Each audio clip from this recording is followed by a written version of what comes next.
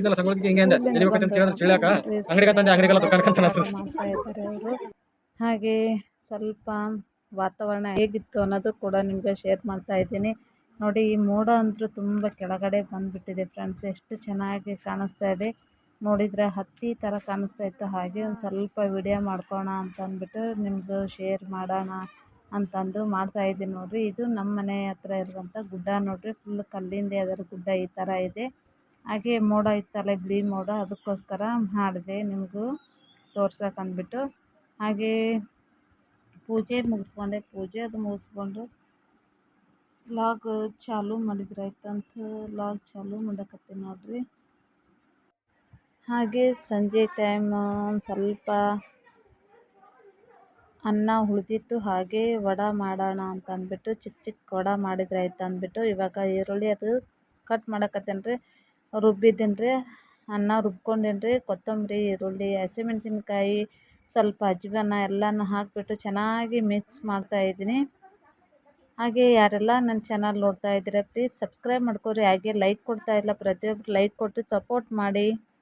ಹಾಗೆ ಒಂದು ಬಾಣಲೆ ಇಟ್ಬಿಟ್ಟು ಅದಕ್ಕೆ ನಾನು ಇವಾಗ ಎಣ್ಣೆ ಹಾಕ್ತಾಯಿದ್ದೀನಿ ನೋಡಿರಿ. ನೀವು ಕೂಡ ಆರಾಮಿದ್ದೀರಾ ಅಂದ್ಕೊಂಡು ಭಾವಿಸ್ತಾ ಇವತ್ತಿನ ಬ್ಲಾಗ್ ಸ್ಟಾರ್ಟ್ ಮಾಡಿದ್ದೀನಿ ರೀ. ನಾನು ಕೂಡ ಆರಾಮಿದ್ದೀನಿ ರೀ. ಹಾಗೆ ಒಂದು ಸ್ವಲ್ಪ ಮಾಡಿದ್ರಾಯ್ತು ಸಂಜೆ ಟೈಮಲ್ಲಿ ಅಂತ ಅಂದ್ಬಿಟ್ಟು. ಬೆಳಗ್ಗೆಯಿಂದ ಮಧ್ಯಾಹ್ನವರೆಗೂ ಚೆನ್ನಾಗಿ ಬಿಸಿಲು ಒಂದು ಸ್ವಲ್ಪ ಇರುತ್ತೆ ಫ್ರೆಂಡ್ಸ. ಸಂಜೆ ಟೈಮ್ ಅಂತ ನೋಡಿರಿ ಕಂಪಲ್ಸರಿ ಡೈಲಿ ಮಳೆ ಬರ್ತಾ ಇದೆ. ಅಷ್ಟು ಬೇಜಾರಾಗ್ತಾ ಇದೆ. ಸಂಜೆ ಟೈಮ್ ಫುಲ್ಲು ಮಳೆ ಹೊಡಿತಾ ಇರುತ್ತೆ. ಹಾಗೆ ಬಟ್ಟೆಗಳು ಹಾಕೋಕ್ಕಂತರ ಗುರ್ತಿರುತ್ತೆ ಅಲ್ಲ ಫ್ರೆಂಡ್ಸ್. ಯಾವ ಥರ ಬಟ್ಟೆಗಳು ಎಲ್ಲಿ ಹಾಕ್ಬೇಕು ಅನ್ನೋದೇ ಗೊತ್ತಾಗಂಗಿಲ್ಲ.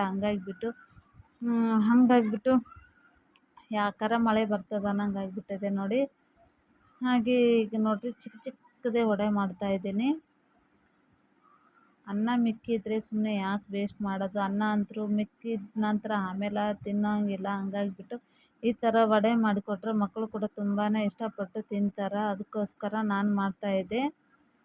ಹಾಗೆ ಇನ್ನೊಂದು ಸ್ವಲ್ಪ ಇದೆ, ಅದನ್ನೊಂದು ಸ್ವಲ್ಪ ಪಟ ಮಾಡಿಕೊಂಡು ಚಟ್ನಿಗೆ ಕೂಡ ರೆಡಿ ಮಾಡ್ಕೊತೀನಿ. ಚಟ್ನಿಗೆ ಮಾಮೂಲಿ ಟೊಮೆಟೊ ಇವೆಲ್ಲನೂ ಬೆಳ್ಳುಳ್ಳಿ, ಶುಂಠಿ, ಕೊತ್ತಂಬರಿ ಇವೆಲ್ಲ ಹಾಕಿಬಿಟ್ಟು ಮಿಕ್ಸಿಯಲ್ಲಿ ರುಬ್ಕೋತೀನಿ. ಇವಾಗ ನೋಡಿ ಇಷ್ಟೆಲ್ಲ ವಡೆ ಮಾಡಿಟ್ಟಿದ್ದೀನಿ ರೀ.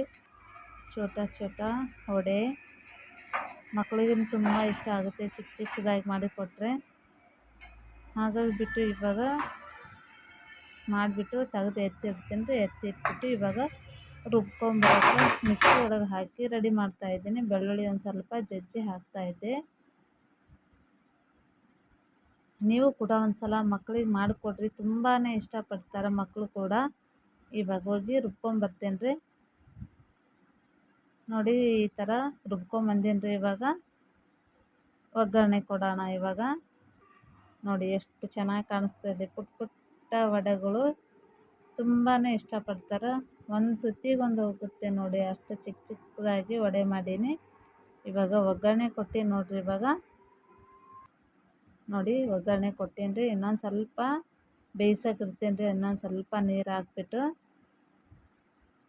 ಚೆನ್ನಾಗಿ ಎಣ್ಣೆ ಕುದಿ ಬರಬೇಕು ನೋಡಿರಿ, ಎಣ್ಣೆ ಬಿಡಬೇಕು ನೋಡಿ. ಎಷ್ಟು ಚೆನ್ನಾಗಿ ಟೊಮೆಟೊ ಚಟ್ನಿ ರೆಡಿ ಆಯ್ತು ನೋಡಿರಿ. ಈ ಥರ ನಾವು ವಡೆಯೊಳಗೆ ನಾವು ಈ ಥರ ಚಟ್ನಿ ಮಾಡಿಕೊಂಡು ತಿನ್ಬೋದು. ಈಗ ಮಕ್ಕಳಿಗೆ ಕೂಡ ಸರ್ವ್ ಮಾಡಿ ಕೊಡ್ತಾಯಿದ್ದೀನಿ ನೋಡಿರಿ ಅವ್ರಿಗೆ ತಿನ್ನೋಕ್ಕೆ. ನೋಡಿದ್ರೆ ಬಾಯಲ್ಲಿ ನೀರು ಬರ್ತಾಯಿದೆ. ಅಷ್ಟು ಸೂಪರಾಗಿ ಅಷ್ಟು ಚೆನ್ನಾಗಿ ಕಾಣಿಸ್ತಾ ಇದೆ.